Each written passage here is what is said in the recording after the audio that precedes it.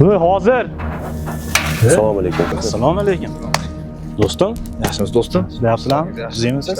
Keling, Chamandir, yaxshimisiz? Aka, shu hudud profilaktika inspektori Ma'lonbek Muhammadlaziz bo'laman. Ukangiz masalasi bo'yicha kelgandim. Fuqarolardan shikoyat kelib tushyapti. Eshitishim bo'yicha ukangiz mashinalarda poyga uyushtirib yurgan ekan. Buni xabaringiz bor, oqibati yaxshilik bilan tugamaydi aka. Yaxshi-yu, komandir. Ozgina ukam erkatoy, lekin birovga ziyoni tegmaydi. Qolaversa, do'stim o'zinglar bilan ishlaydi. To'g'ri do'stim, birga ishlayman, lekin qonun hamma uchun barobar. Jonim achiganida birga kelib ogohlantirib qo'yapman. O'shanga o'zingiz bir tartibga chaqirib, ogohlantirib qo'ysangiz degandim. Tushunarli, komandir. Aytamiz, uchraydi. Mayli do'stim. Yuring. Mayli aka, sog' bo'ling. Xo'p, sog' bo'linglar. Sizlarga rozi. Ha, endi sizlardan so'rab ish qilishimiz qoluvdi.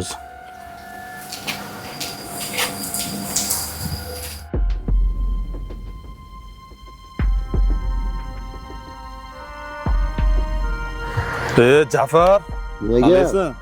Jimsan, nimcha mashinang kirib ketdi?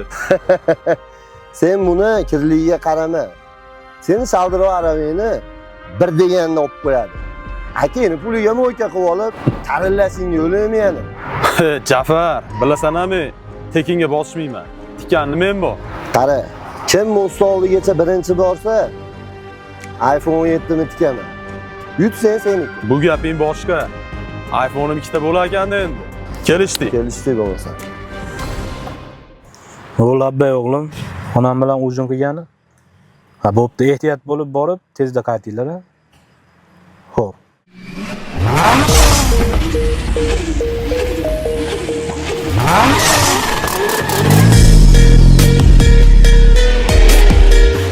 Ovqatlar yoqdimi restoranda? Xudo xolasa sen ham katta bo'lsang, shunaqa joylarga olib kelasan-a meni.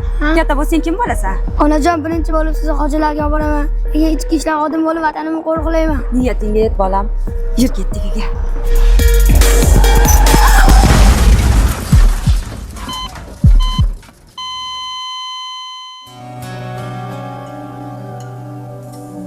Nadomatki yaratganga yolvorib deyolmasman.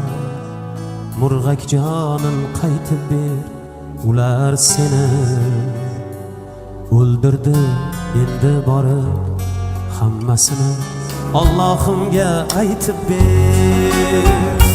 Notinchlikning nishonasi sho'rg'li dunyo aqlim zor yig'latgan zo'rg'li endigina 3 yosh eding go'rg'li hammasini Allohimga aytib ber.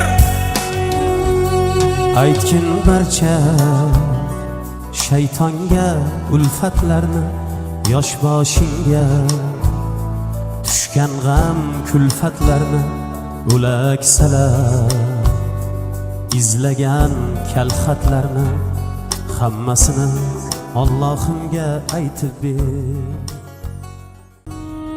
Bu rolik tezlikni emas, hayotni tanlash haqida. 2025-yil 1 yil mobaynida 2188 nafar hayotdan ko'z yumgan insonlar bor. Har bir raqam ortida bir inson taqdiri. Bu kabi fojiani oldini olish faqatgina yo'l harakati xavfsizligi xodimlarining emas, balki barchamizning mas'uliyatimizdir.